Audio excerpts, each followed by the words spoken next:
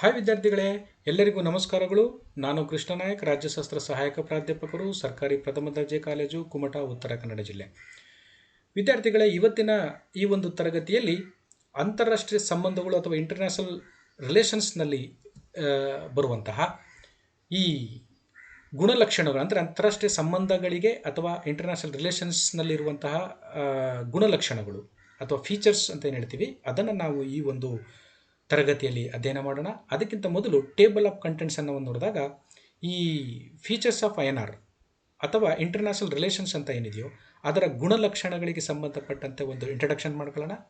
ಮತ್ತು ಅಂತಾರಾಷ್ಟ್ರೀಯ ಸಂಬಂಧಗಳ ಅಥವಾ ಇಂಟರ್ನ್ಯಾಷನಲ್ ರಿಲೇಷನ್ಸ್ನ ಒಂದು ಗುಣಲಕ್ಷಣಗಳು ಏನೇನು ಎಂಬುದರ ಬಗ್ಗೆ ನಾವು ಈ ಒಂದು ತರಗತಿಯಲ್ಲಿ ಅಧ್ಯಯನ ಮಾಡೋಣ. ವಿದ್ಯಾರ್ಥಿಗಳೇ, ಅಂತಾರಾಷ್ಟ್ರೀಯ ಸಂಬಂಧಗಳು ಅದಕ್ಕೆ ಸಂಬಂಧಪಟ್ಟಂತೆ ನಾವು ಹಿಂದಿನ ತರಗತಿಯಲ್ಲಿ ಅದರ ಸ್ವರೂಪ, ನೇಚರ್ ಆಫ್ ಇಂಟರ್ನ್ಯಾಷನಲ್ ರಿಲೇಷನ್ಸನ್ನು ಸ್ಟಡಿ ಮಾಡಿದ್ವಿ. ಇವತ್ತಿನ ಈ ಒಂದು ತರಗತಿಯಲ್ಲಿ ಫೀಚರ್ಸ್ ಆಫ್ ಇಂಟರ್ನ್ಯಾಷನಲ್ ರಿಲೇಷನ್ಸ್, ಅಂತಾರಾಷ್ಟ್ರೀಯ ಸಂಬಂಧಗಳ ಒಂದು ಗುಣಲಕ್ಷಣಗಳು, ಅಂದರೆ ಅದು ಯಾವ ಯಾವ ಗುಣಗಳನ್ನು ಹೊಂದಿದೆ ಎಂಬುದರ ಬಗ್ಗೆ ನಾವು ಒಂದೊಂದಾಗಿ ತಿಳ್ಕೊಳ್ಳೋಣ.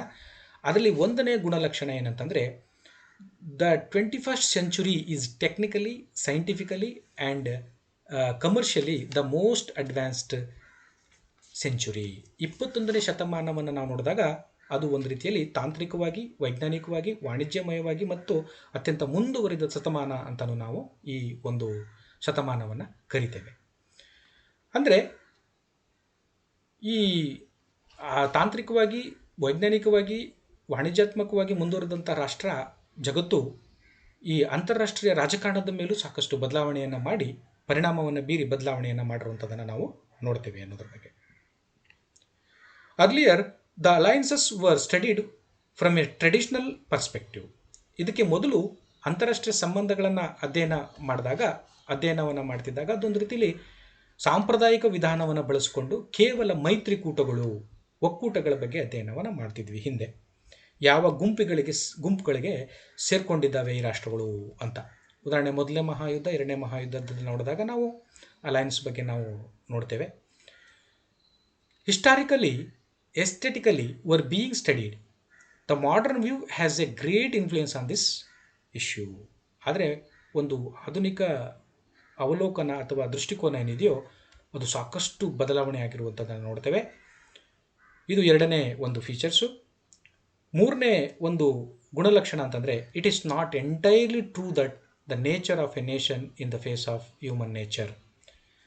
ಒಂದು ಸತ್ಯವಾದಂಥ ವಿಚಾರ ಏನಂತಂದರೆ, ಅಂತಾರಾಷ್ಟ್ರೀಯ ಸಂಬಂಧಗಳಲ್ಲಿ ರಾಷ್ಟ್ರಗಳ ನಡುವಿನ ಒಂದು ಸಂಬಂಧವನ್ನು ನೋಡಿದಾಗ, ರಾಷ್ಟ್ರಗಳ ಸ್ವಭಾವ ನೋಡಿದಾಗ ನಾವು ಮಾನವನ ಸ್ವಭಾವಕ್ಕೆ ಅದನ್ನು ಹೋಲಿಕೆ ಮಾಡೋದು ಕಷ್ಟ. The nation has always been self sacrificing and selfless. ನಾವು ಎಷ್ಟೋ ಸಂದರ್ಭಗಳಲ್ಲಿ ಮನುಷ್ಯ ತನ್ನ ಸ್ವಾರ್ಥವನ್ನು ಬಿಟ್ಟು ನಿಸ್ವಾರ್ಥ ಸೇವೆಯನ್ನು ಮಾಡ್ತಾನೆ, ಸ್ವತ್ಯಾಗವನ್ನು ಕೂಡ ಮಾಡ್ತಾನೆ ಅಂತ. ಆದರೆ ಎಲ್ಲ ಸಂದರ್ಭಗಳಲ್ಲೂ ಅದು ಸಾಧ್ಯ ಇಲ್ಲ. ಆದರೆ ರಾಷ್ಟ್ರಗಳ ವಿಚಾರದಲ್ಲಿ ಬಂದಾಗ, ಅಂತಾರಾಷ್ಟ್ರೀಯ ರಾಜಕಾರಣವನ್ನು ತೆಗೆದುಕೊಂಡು ನಾವು ಅಧ್ಯಯನ ಮಾಡಿದಾಗ, ಯಾವುದೇ ರಾಷ್ಟ್ರಗಳನ್ನು ತೆಗೆದುಕೊಂಡರೂ ಕೂಡ ಸೆಲ್ಫ್ ಸ್ಯಾಕ್ರಿಫೈಸಿಂಗ್ ಆ್ಯಂಡ್ ಸೆಲ್ಫ್ಲೆಸ್ ಇರೋದನ್ನು ನಾವು ನೋಡೋಕ್ಕೆ ಸಾಧ್ಯ ಆಗಲ್ಲ. ಅಂದರೆ ಅವು ತನ್ನ ರಾಷ್ಟ್ರದ ಹಿತಾಸಕ್ತಿಯನ್ನು ಕಾಪಾಡೋದಕ್ಕೋಸ್ಕರ ತಾವು ಏನು ಬೇಕಾದರೂ ಮಾಡೋದಕ್ಕೂ ಅವು ರೆಡಿಯಾಗಿರ್ತವೆ ಅನ್ನೋದ್ರ ಬಗ್ಗೆ ನಾವೇನು ತಿಳ್ಕೊಬೇಕಾಗುತ್ತೆ. ಆಮೇಲೆ ಅಂತಾರಾಷ್ಟ್ರೀಯ ಸಂಬಂಧಗಳ ಗುಣಲಕ್ಷಣಗಳಲ್ಲಿ ನಾಲ್ಕನೇದು, today when it comes to military matters, military ವಿಷಯಕ್ಕೆ, ಸೈನಿಕ ವಿಚಾರಗಳಿಗೆ ನಾವು ಬರೋದಾದರೆ, nations depend on each other. ರಾಷ್ಟ್ರಗಳು, ಯಾವುದೇ ಒಂದು ರಾಷ್ಟ್ರಗಳು ಸ್ವಾವಲಂಬಿ ಆಗಿಲ್ಲ. ಒಂದು ರಾಷ್ಟ್ರ ಮತ್ತೊಂದು ರಾಷ್ಟ್ರ ಜೊತೆಗೆ ಅವು ಇಂಟರ್ ಡಿಪೆಂಡೆಂಟ್ ಆಗಿದ್ದಾವೆ. ಯಾವುದೇ ರಾಷ್ಟ್ರಗಳು ಕೂಡ, ಜಗತ್ತಿನಲ್ಲಿರುವಂಥ ರಾಷ್ಟ್ರಗಳು ಮತ್ತೊಂದು ರಾಷ್ಟ್ರದ ಮೇಲೆ ಯಾವ ರಾಷ್ಟ್ರಗಳಿಂದನೂ ಕೂಡ ನನಗೇನಾಗಬೇಕಾಗಿಲ್ಲ, ನಾನು ಸ್ವತಃ ಜೀವನವನ್ನು ಮಾಡ್ತೇನೆ, ಸ್ವತಃ ನನ್ನ ಶಕ್ತಿಯನ್ನು ವೃದ್ಧಿಸ್ಕೊಳ್ತೇನೆ ಅನ್ನೋದು ಹಾಸ್ಯಾಸ್ಪದವಾದದ್ದು.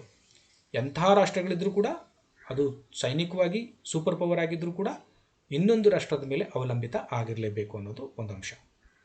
It is in this backdrop that the study of international nature becomes important.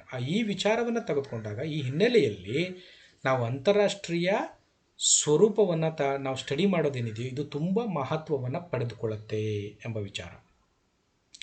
ಐದನೇದು ಲಕ್ಷಣ, international relations and international politics ಇವೆರಡು ವಿಚಾರಗಳು ಬರ್ತವೆ. ನಾವು ಎಷ್ಟೋ ಸಲ ಗೊಂದಲಕ್ಕೀಡಾಗ್ತೀವಿ. ಅಂತಾರಾಷ್ಟ್ರೀಯ ಸಂಬಂಧಗಳನ್ನು ಅಧ್ಯಯನ ಮಾಡ್ತೀವಲ್ಲ ನಾವು, ಅದನ್ನು ಇಂಟರ್ನ್ಯಾಷನಲ್ ರಿಲೇಷನ್ಸ್ ಅಂತ ಹೇಳಬೇಕು ಅಥವಾ ಇಂಟರ್ನ್ಯಾಷನಲ್ ಪಾಲಿಟಿಕ್ಸ್ ಅಂತ ಸ್ಟಡಿ ಮಾಡಬೇಕು ಅನ್ನೋದು ಗೊಂದಲಗಳು ಬರ್ತವೆ. The author's on international relations argue that the title of international relations is appropriate while others R international politics.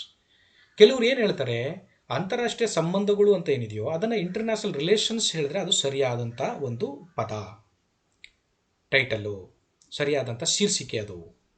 ಇನ್ನು ಕೆಲವರು ಹೇಳ್ತಾರೆ ಇಲ್ಲ ಇಂಟರ್ನ್ಯಾಷನಲ್ ರಿಲೇಷನ್ ಅದು ಸರಿಯಾದ ಟೈಟಲ್ ಅಲ್ಲ, ಆ ಒಂದು ಸಬ್ಜೆಕ್ಟ್ಗೆ ನಾವು ಇಂಟರ್ನ್ಯಾಷನಲ್ ಪಾಲಿಟಿಕ್ಸ್ ಅಂತ ಇಡಬೇಕು ಅನ್ನೋದ್ರ ಬಗ್ಗೆ ಹೇಳ್ತಾರೆ. ಆದರೆ ಇಷ್ಟೆಲ್ಲ ಕೂಡ ವಾದ ವಿವಾದಗಳೆಲ್ಲ ಆರ್ಗ್ಯುಮೆಂಟ್ ಆಗಿ ನಂತರದಲ್ಲಿ ಒಂದು ತೀರ್ಮಾನಕ್ಕೆ ಬರಲಾಗತ್ತೆ, ಈ ಒಂದು ಸಬ್ಜೆಕ್ಟ್ಗೆ ಇಂಟರ್ನ್ಯಾಷನಲ್ ರಿಲೇಷನ್ಸ್ ಅಂತಲೇ ನಾವು ಇಡಬೇಕು ಅಂತ ಅನ್ನೋದು ಒಂದು ಗುಣಲಕ್ಷಣ ಇದೆ. ಒಂದು 6ನೇ ಲಕ್ಷಣ, according to Palmer and Virtues, international politics is the study of the politics of the international community.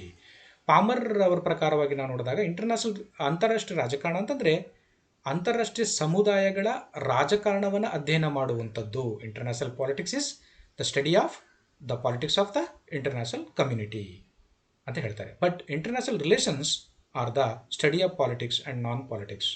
ಆದರೆ ಅಂತಾರಾಷ್ಟ್ರೀಯ ಸಂಬಂಧಗಳು ಅಂತಂದರೆ ಅದು ರಾಜಕಾರಣ ಮತ್ತು ರಾಜಕೀಯ ಹೊರತಾದಂಥ ವಿಚಾರಗಳೇನಿದೆಯೋ ಅದನ್ನು ಅಧ್ಯಯನ ಮಾಡುವಂಥದ್ದು ಇಂಟರ್ನ್ಯಾಷನಲ್ ರಿಲೇಷನ್ಸ್ ಅಂತ ಪಾಮರ್ ಅವರು ಹೇಳುವಂಥದ್ದು. ಅಂದರೆ ಇಲ್ಲಿ ಪಾಮರ್ ಪರ್ಕಿನ್ಸ್ ಅವರು ಹೇಳೋದು ಏನಿದೆ ಬಹಳ ಕರಾರುವಕ್ಕಾದಂಥ ಕ್ರಮಬದ್ಧವಾದಂತಹ ಅಧ್ಯಯನ ವಿಚಾರ ಅಂತಲೇ ಹೇಳ್ಬೋದು. ಯಾಕೆಂದರೆ ಇಂಟರ್ನ್ಯಾಷನಲ್ ಪಾಲಿಟಿಕ್ಸ್ ಅನ್ನೋದು ಒಂದು ಸೀಮಿತವಾದಂಥ ವ್ಯಾಪ್ತಿಯನ್ನು ಹೊಂದಿರುತ್ತೆ.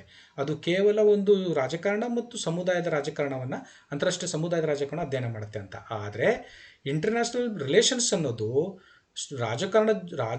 ರಾಜಕೀಯ ವಿಚಾರಗಳು ಮತ್ತು ರಾಜಕೀಯತೆ ವಿಚಾರಗಳು, ಅಂದರೆ study of politics and non politics ಅಂತ ಹೇಳ್ತೀವಲ್ಲ, ಇದನ್ನೆಲ್ಲನೂ ಒಳಗೊಂಡಿರುವಂಥದ್ದು. ನಾನ್ ಪಾಲಿಟಿಕ್ಸ್ ಅಂತಂದರೆ ಸಾಮಾಜಿಕ, ಆರ್ಥಿಕ, ಸೈದ್ಧಾಂತಿಕವಾಗಿ, ಧಾರ್ಮಿಕವಾಗಿ, ಶೈಕ್ಷಣಿಕವಾಗಿ, ವೈದ್ಯಕೀಯವಾಗಿ, ಸೈನಿಕವಾಗಿ ಏನೇನಿದಾವೋ ಎಲ್ಲವನ್ನೂ ಕೂಡ ಒಳಗೊಂಡಿರುವಂಥದ್ದು ಅಂತಾರಾಷ್ಟ್ರೀಯ ಸಂಬಂಧಗಳು ಅಂತ.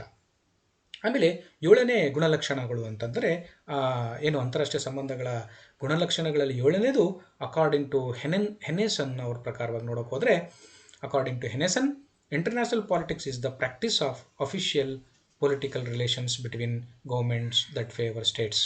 ಅಂದರೆ ಹೆನೆಸನ್ ಅವರ ಪ್ರಕಾರವಾಗಿ ಹೇಳೋಕೆ ಹೋದರೆ ಅಂತಾರಾಷ್ಟ್ರೀಯ ರಾಜಕಾರಣ ಅಂತಂದರೆ ಇದು ಅಧಿಕೃತವಾಗಿ ಸರ್ಕಾರಗಳ ನಡುವೆ ಮತ್ತು ರಾಜ್ಯಗಳ ನಡುವೆ ನಡೆಯುವಂತಹ ಒಂದು ವ್ಯವಹಾರ ಅಂತ ಹೆನೆಸನ್ ಅವರು ಹೇಳ್ತಾರೆ. ಆಮೇಲೆ 8ನೇದಾಗಿ, the main object of the study of international politics is power and political activity ಅಂತ ಇವರು ಹನ್ಸಾರೆ ಮ್ಯಾರೆಂಟೋ ಅವರು ಹೇಳುವಂಥದ್ದು ಬರುತ್ತೆ. According to Hans Morgenthau, the main object of the study of international politics is power and political activity. ಹನ್ಸಾರೆ ಮ್ಯಾರೆಂಟೋ ಅವ್ರ ಪ್ರಕಾರವಾಗಿ ಅಂತಾರಾಷ್ಟ್ರೀಯ ರಾಜಕಾರಣದ ಅಧ್ಯಯನದ ಪ್ರಮುಖ ಉದ್ದೇಶ ಏನಂತಂದರೆ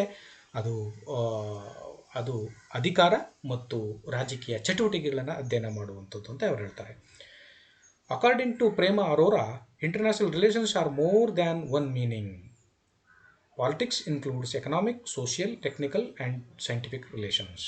ಪ್ರೇಮ ಅರೋರಾ ಅವ್ರ ಪ್ರಕಾರವಾಗಿ ನೋಡೋದಕ್ಕೆ ಹೋದರೆ international relations are more than one meaning.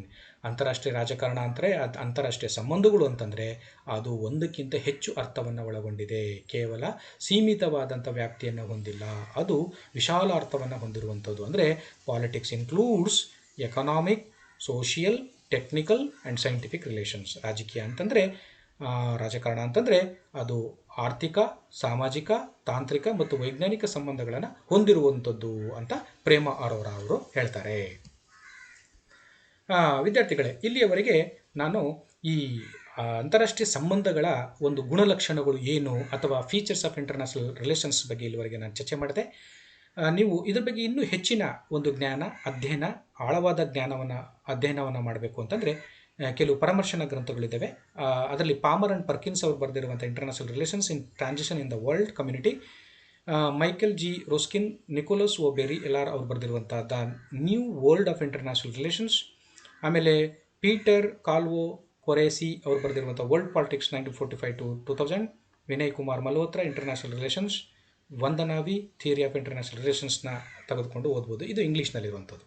ಕನ್ನಡದಲ್ಲಿ ಕನ್ನಡ ವಿದ್ಯಾರ್ಥಿಗಳಿಗೆ ಮಾಲಿ ಮುದ್ದಣ್ಣ ಅವರು ಬರೆದಿರುವಂಥ ಅಂತಾರಾಷ್ಟ್ರೀಯ ಸಂಬಂಧಗಳು, ಎಚ್ ಟಿ ರಾಮಕೃಷ್ಣ ಅವರು ಬರೆದಿರುವಂಥ ಅಂತಾರಾಷ್ಟ್ರೀಯ ಸಂಬಂಧಗಳು, ಜಿ ಟಿ ದೇವೇಗೌಡ ಅವರು ಬರೆದಿರುವಂಥ ಅಂತಾರಾಷ್ಟ್ರೀಯ ಸಂಬಂಧಗಳು, ಎನ್ ಬಿ ಪಾಟೀಲ್ ಮತ್ತು ಜಿ ಬಿ ಶೀಲವಂತರ ಅವರು ಬರೆದಿರುವಂಥ ಅಂತಾರಾಷ್ಟ್ರೀಯ ಸಂಬಂಧಗಳು ಮತ್ತು ಅಂತಾರಾಷ್ಟ್ರೀಯ ಸಂಸ್ಥೆಗಳು, ಇದನ್ನು ತೆಗೆದುಕೊಂಡು ನೀವು ಹೆಚ್ಚಿನ ಅಧ್ಯಯನವನ್ನು ಮಾಡಬಹುದು. ನಮಸ್ಕಾರ.